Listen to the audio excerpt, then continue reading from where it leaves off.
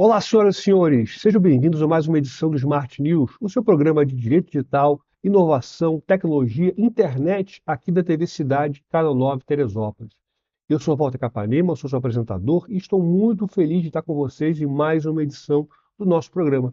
E esse programa é mais do que especial porque estamos anunciando hoje a participação como colaborador do nosso querido professor Gilberto Sudré, uma das maiores, dos maiores especialistas e Tecnologia do Brasil, que no segundo bloco trará informações e notícias muito importantes a respeito da tecnologia.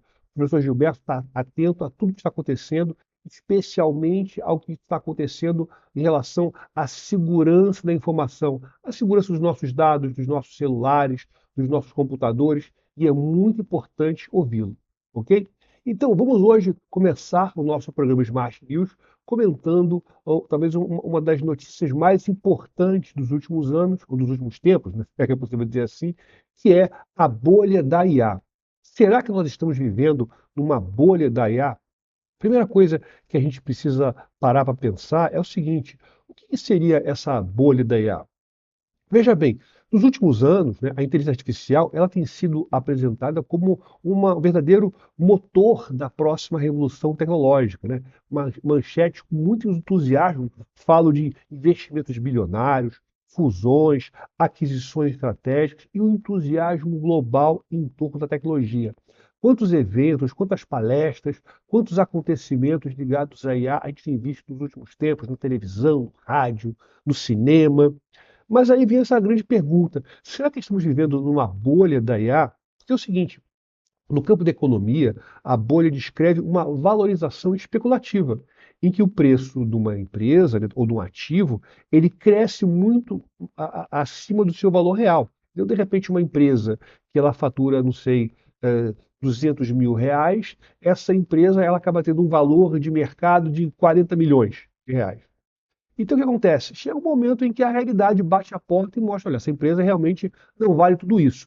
Mas será que a gente está vivendo essa realidade da IA, na IA? Veja, essa chamada bolha da IA, ela pode ser entendida como uma analogia a uma bolha anterior que nós já tivemos em relação à tecnologia, que foi a bolha das empresas.com. Essa bolha aconteceu basicamente no final dos anos 90 e nos 2000, onde tinham aí diversas empresas de internet, né, que surgiram. Então, surgiu uma empresa de internet prometendo criar roupinha de cachorro, né, tinha um site. Então, só pelo fato de ter um site na internet, a empresa sequer tinha faturamento, já tinha gente entregando dinheiro para investir. Essa empresa que nem tinha ainda lucro, ela às vezes anunciava naquele intervalo do Super Bowl americano, sabe? Super Bowl, a final do futebol americano, quando tem aqueles comerciais que custam milhões de dólares, né, por 30 segundos. Então, uma empresa que não tem nem faturamento já tinha lá um comercial, tanto que teve um ano, não sei se foi 2000 ou 2001, que praticamente todos os comerciais do intervalo do Super Bowl eram de empresas, né, .com, e pode dizer o seguinte: dessas empresas, acho que nenhuma existe mais, todas elas sumiram no relento. O que acontece foi o seguinte: durante esse período, né, o índice da Bolsa Nasdaq nos Estados Unidos, ela subiu cerca de 500%, né, especialmente entre 95 e 2000, né, isso impulsionado pelo otimismo da internet. E olha só que curioso, quando a realidade bateu na porta, naquela época, as ações perderam mais de 75% do valor até 2002, quando a maioria das empresas, né, acabou falindo porque não conseguiram realmente produzir lucros reais. Mas a questão é o seguinte: será que nós estamos falando de uma bolha agora na IA? Porque é o seguinte: quais são as características potenciais de uma bolha, né? Você tem avaliações que são de empresas que são desconectadas dos seus resultados reais. Você tem um envio de capital para as startups sem, né, que são startups que às vezes não têm muita relevância, e concentração de mercado em poucas empresas, né, importantes, que atraem basicamente quase tudo. Mas aí a gente tem que levar em consideração o seguinte: será que a gente está vivendo essa situação, né, realmente envolvendo a IA? Tem algumas pessoas que entendem que a gente está vivendo. Por quê? Diversos especialistas e economistas já veem sinais típicos de uma bolha no atual cenário tecnológico. Muita gente avalia, por exemplo, o comportamento do Sam Altman. Sam Altman é o CEO do OpenAI, né, a empresa por trás do ChatGPT. Porque, segundo esses especialistas, o discurso do Sam Altman, e o Sam Altman ele é muito ativo no blog da empresa e também na sua conta no X, ele teria mudado o seu discurso, né? A ideia original da OpenAI seria buscar a inteligência artificial geral, aquela inteligência artificial capaz de reproduzir o raciocínio humano nas mais diversas situações. É quase como se fosse, mal comparando, um clone de um ser humano. Mas veja bem, e ele passou a mudar essa ideia de pensar, e começou meio que se entender que ele queria abandonar isso, que ele queria pensar em outras situações, de uso da IA de repente para o cinema, uso da IA de repente para a educação, né? Então se entende que essa mudança de discurso dele poderia ser uma mudança de posicionamento. Porque, na verdade é o seguinte, a OpenAI ainda não é uma empresa que dá grandes lucros. Ela realmente ela consome, né, muita coisa, ela consome muitos recursos. Veja, enquanto que naquela época da bolha .com, basicamente o que as empresas gastavam, sua infraestrutura era com armazenamento, né, com empregado e coisa e tal. Aqui você fala na OpenAI, nas empresas de IA, por exemplo, você tem um gasto gigantesco de energia elétrica, porque os chips, né, os processadores, os computadores, para processarem IA, eles consomem muita energia, né, então é uma coisa assim, absurda de energia. Esses computadores precisam ter placas com chips poderosíssimos, né, e o principal fabricante desses chips é a NVIDIA, né, uma das empresas mais valiosas do mundo, chegou a ser a empresa mais valiosa do mundo. E esses chips, né, essas placas, elas, algumas são caríssimas, né? Tem uma placa que até a gente comentou uma vez aqui nas nossas edições, custa US$ 13.000, né? Olha que coisa absurda, uma placa, não um computador, uma placa. E o que você pode ver aqui a esse respeito? Quando você fala, portanto, de uma bolha, né, você também tem o seguinte: alguns economistas estão alertando para o risco de uma correção, especialmente porque é o seguinte, há uma quantidade de investimentos muito grande, há uma quantidade muito grande de ferramentas que estão surgindo e essas ferramentas não estão dando retorno financeiro. O que a gente pode dizer é o seguinte: o modelo do ChatGPT pago, o ChatGPT ele tem um plano pago, não estaria dando realmente para, digamos assim, equilibrar as despesas com que o ChatGPT gasta. É. A grande parte das empresas de AI, se você levar em consideração, grande parte dessas empresas são empresas voltadas para o uso da IA generativa, ou seja, a IA capaz de criar conteúdos de texto, de imagem. Grande parte dessas empresas, ela também não está gerando lucro e também você percebe que talvez não tem tido uma utilidade muito prática. Por exemplo, tem surgido diversas ferramentas que convertem texto para vídeo. Mas acontece que você ainda não vê assim muita gente utilizando essas ferramentas de forma comercial, por vários motivos. Ou porque é muito caro você gerar esse conteúdo, eles cobram às vezes por segundo alguma coisa, ou então, ou porque às vezes é uma questão ética. Talvez quando você leva em consideração o custo em relação ao filme de cinema, pode até ser barato, né? Enquanto que o filme de cinema vai custar, sei lá, 30, US$ 40 milhões, né? Um filme mais ou menos, às vezes você gerando o filme todo com IA, você vai gastar, sei lá, US$ 10.000, US$ 20.000. Então talvez pague. Mas há um problema ético nesse respeito, porque é uma resistência muito grande dentro da indústria do cinema a esse respeito. Então você talvez tenha um entrave mais ético aqui. Mas o que a gente pode dizer aqui para vocês, meus amigos, minhas amigas, é o seguinte, né? Pegando aqui o que eu tenho pensado, porque é o seguinte: essas empresas de IA, elas têm um alto custo operacional e pouca receita, né? Então, portanto, pensando aqui, um temor de que a gente estaria num cenário muito parecido com o ponto .com, né? Que é uma supervalorização dessas empresas baseadas em expectativas. Então, assim como nessa bolha.com, há um receio que a gente esteja vivendo uma situação como essa. Mas tem gente que entende que não estaríamos diante de uma bolha da IA. Por quê? Porque empresas como a Nvidia, a Microsoft, o Google, eles têm tido lucros robustos, eles têm ganhado dinheiro com a IA, e, de certa maneira, estaria justificando a valorização. A questão da NVIDIA é diferente, porque a NVIDIA ela não ganha talvez dinheiro diretamente com a IA, se é que é possível dizer assim. Na verdade, ela cria placas, essas placas são vendidas para as empresas que processam a IA e aí se lucra. Então, o que acontece? A NVIDIA ela estaria no meio termo aí. E as pessoas também estão dizendo que a gente não está vivendo numa bolha da IA, porque a IA realmente é considerada uma tecnologia fundacional, né? Comparável à eletricidade ou à internet. Portanto, esse entusiasmo seria natural, não seria algo irracional, porque são realmente ferramentas que encontram utilidade prática. Você tem o uso da IA na advocacia, você tem os juízes que estão aqui do Rio de Janeiro estão usando IA para criar decisões. Então, tem tido usos práticos. Então, nem todos esses sinais clássicos da bolha estão presentes, né? Você tem, portanto, uma situação de alavancagem financeira, né? De investimento financeiro, e também você tem mais capital próprio de grande parte dessas empresas, né? É claro que algumas empresas realmente estão sinalizando o abandono da IA. Parece que a Meta meio que está desistindo de criar sua própria IA. Eu li algumas notícias a esse respeito. Não sei se isso realmente é o plano do Mark Zuckerberg. Ele gastou alguns bilhões de dólares com investimentos em IA. Eu acho muito estranho ele abandonar isso agora. Eu não acho que ele vai fazer isso agora. Então, o que acontece? Alguns desses economistas eles sustentam que só se reconhece uma bolha depois que ela estoura. Então, é um negócio. Você saber que o prédio está pegando fogo depois que pegou fogo. Então, realmente, o que eu acho interessante da gente pensar é o seguinte: enquanto nós, né, cidadãos, usuários, nós temos que utilizar a IA mesmo, mas a gente tem que ver o seguinte: a gente tem que utilizar a IA com uma finalidade que realmente justifique. Porque o que acontece é o seguinte: as pessoas estão utilizando a IA, estão vendo a IA como se ela fosse uma solução em busca de um problema. Caramba, tem IA. Aonde eu vou encaixar a IA no meu problema?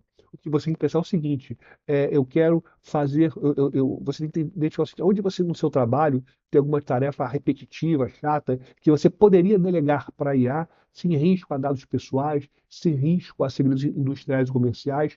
Então, nesse contexto, você pensaria no uso da IA. Eu acho que talvez seja um primeiro passo para você começar a usar essa ferramenta tão importante, ok? Vamos aqui para o nosso intervalo e depois a gente volta com o meu querido amigo Gilberto Sudré. Vamos lá para os comerciais.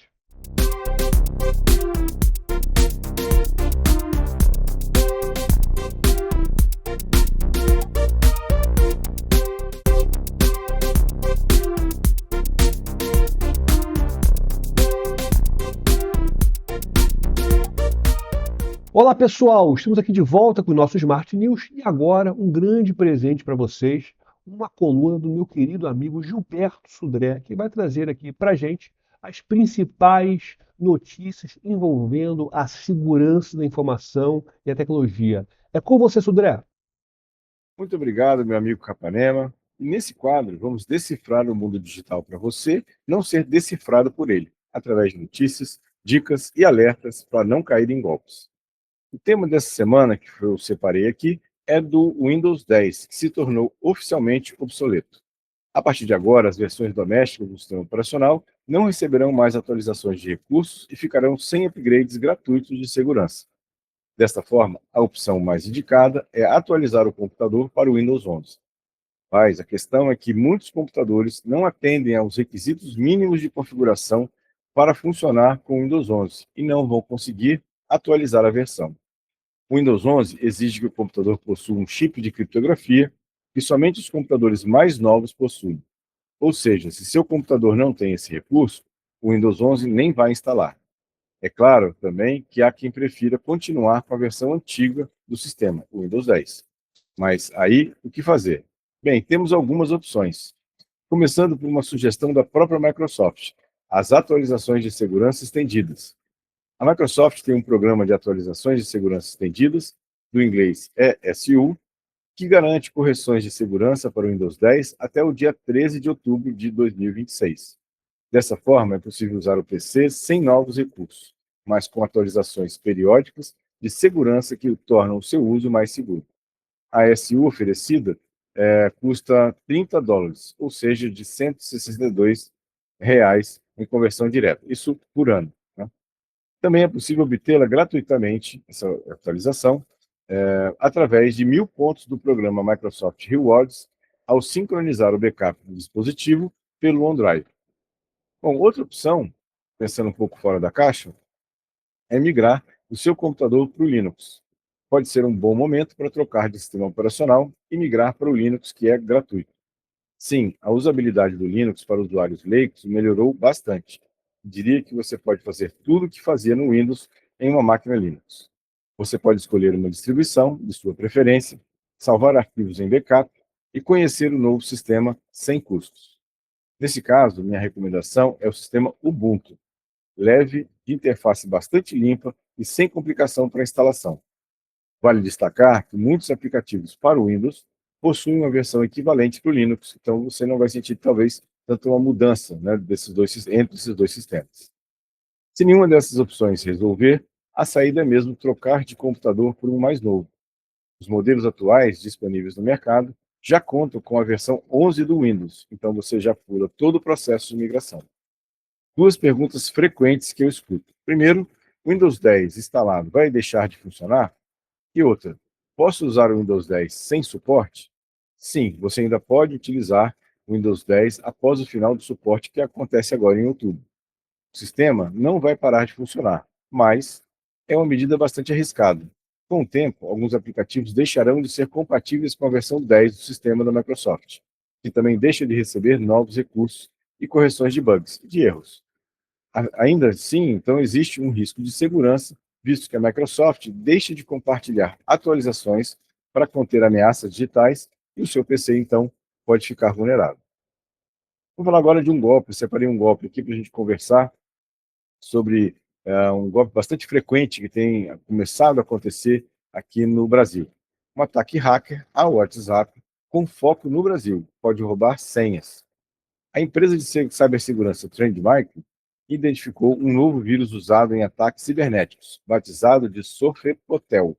Ele induz as vítimas a baixar arquivos no WhatsApp Web e assume o controle do computador. Através dessa estratégia, os criminosos têm acesso e podem roubar informações sensíveis, como senhas de banco. O vírus ainda é capaz de se replicar em mensagens para os contatos e grupos no aplicativo. O Brasil, segundo a Trend Micro, é o principal alvo dos ataques. Ainda segundo a empresa, os criminosos utilizam o WhatsApp para disparar supostos comprovantes de pagamento ou orçamentos de empresas. Para isso, usam um arquivo compactado no formato zip. Para a vítima, além de ter suas senhas roubadas, há o risco de ter uma conta banida no aplicativo de mensagens. Isso porque a plataforma, no caso aqui o WhatsApp, pode considerar o envio repetido de mensagens como spam uma prática não recomendada. E aí, como se proteger desse tipo de ataque? Primeiro, desative os downloads automáticos no WhatsApp, lá na parte de configuração. Restrinja os downloads em dispositivos corporativos. Desconfie de mensagens que pedem permissões aos navegadores. E confirme com a pessoa que você recebeu o arquivo, por outros meios, pode ser por telefone ou pessoalmente, se o envio do arquivo foi realmente intencional. E aí você tira a dúvida se realmente foi a pessoa que mandou ou se foi um vírus que estava na máquina da outra pessoa que enviou para você. Vamos falar de agora de algumas notícias que foram destaques nessa semana. A primeira delas, bastante curiosa, que registra, né, os 15 anos do Instagram. Exatamente. O Instagram está fazendo aniversário de 15 anos, né? Bastante tempo, né? E vamos lembrar aqui de 8 coisas que você talvez não saiba ou não se lembre mais sobre o Instagram. Durante essa vida, esses 15 anos do Instagram, muita coisa mudou no período, principalmente após a aquisição da Meta. O que antes era um espaço para postar fotos com filtros retrô, se transformou numa plataforma muito mais ampla, protagonista na rotina dos brasileiros. E os 8 fatos que eu separei aqui que marcaram essa vida, né, de 15 anos do Instagram. Primeiro fato é que um dos criadores é brasileiro, sabia disso? Né? Um dos criadores é brasileiro do Instagram. A primeira versão do Instagram foi lançada só para iPhone, depois que veio a versão para Android. Inicialmente era focado apenas em fotos. Os filtros originais que eram utilizados para editar ou então manipular as fotos, aqueles originais, ainda podem ser utilizados pelos usuários atuais do Instagram. A Meta comprou o Instagram por US$ 1 bilhão. Hoje vale muito mais do que isso, né? Nessa questão. Foi um bom negócio lá para a Meta, né? O feed, aquelas notícias que aparecem na sua linha de tempo, era apenas cronológico, ou seja, não existia algoritmo. Na verdade, o feed aparecia para você basicamente na sequência de tempo que os seus contatos publicaram aquelas mensagens de feed, não é para isso, né? Os stories e reels foram inspirados em outras plataformas. E uma curiosidade também, que um ovo, exatamente, a foto de um ovo, foi a foto mais curtida já no Instagram. Hoje não é mais, mas ela já foi a foto mais curtida do Instagram, para isso. Bom, outra notícia interessante é que o Google transforma 2 bilhões de celulares em um sistema de alerta de terremotos. Os terremotos podem ter um grande potencial destrutivo, dependendo de sua magnitude e do local onde ocorrem. Por isso, sinais emitidos para alertar a população sobre atividades sísmicas são cruciais para salvar vidas de pessoas que estão na região dos tremores ou próximas a ela. Pensando nisso, o Google desenvolveu um sistema chamado Android Earthquake Alerts, ou AEA, que utiliza smartphones para detectar sinais de terremotos e emitir notificações relacionadas a esses fenômenos tectônicos. Para o maior número de pessoas, né, enviar essas mensagens e, na verdade, usuários do sistema Android.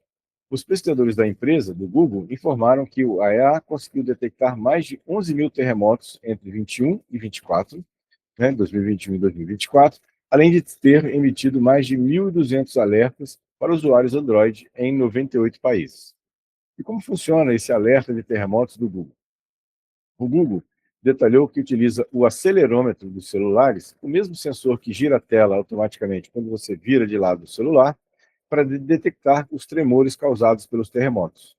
Quando o dispositivo parado identifica uma onda P inicial, a mais rápida de um terremoto, ele envia um sinal para um servidor de detecção da empresa, junto com a localização aproximada do tremor. O sistema, então, analisa rapidamente os dados de vários celulares para confirmar a ocorrência de um terremoto naquela região, estimar a sua localização e estimar a sua magnitude. O objetivo é alertar o maior número possível de pessoas antes que a onda S, mais lenta e destrutiva, as atinja. Outra notícia interessante e talvez preocupante para muitas pessoas é que a Meta passa a usar conversas com IA para apresentar anúncios. Exatamente o que você acabou de ouvir. A Meta anunciou que a partir de 16 de dezembro deste ano, começará a integrar as interações dos usuários com sua assistente digital Meta AI ao sistema de recomendações de anúncios e conteúdos em plataformas como Facebook, Instagram e Messenger. Vamos a um exemplo. Imagina que um usuário pede ajuda à Meta AI para planejar as férias em família. Isso poderá influenciar as recomendações de vídeos do Reels ou anúncios de hotéis que apareceram no seu feed. Tanto interações de texto quanto de voz servirão como sinais para o algoritmo. A mudança não valerá para conversas feitas exclusivamente no WhatsApp, a menos que o usuário vincule sua conta a outros aplicativos. O mais grave dessa situação toda é que não será possível optar por sair desse novo sistema, embora quem não interagir com o Meta AI não será impactado. Então, segue a dica aí. Se você não quer receber anúncios baseados no que você conversou com o Meta AI, né, basicamente não use o Meta AI para isso, nessa questão. Bom, meus amigos, é isso aqui que tínhamos nesse quadro de hoje. Segue aí, Capanema. Obrigado, Sudré. Foi uma verdadeira aula e o seu conhecimento é incrível. Seja bem-vindo aqui à Smart News. Meus amigos, minhas amigas, espero que vocês tenham gostado do nosso programa, o nosso querido Smart News, que a gente faz com muito carinho aqui nos nossos estúdios da Smart 3. E eu quero vê-los na nossa próxima edição, na próxima semana, em que vamos conversar sobre mais temas ligados ao direito digital, à tecnologia e informação. E não se esqueça de nos seguir no nosso canal da Smart 3 no YouTube. Muito obrigado e até a próxima.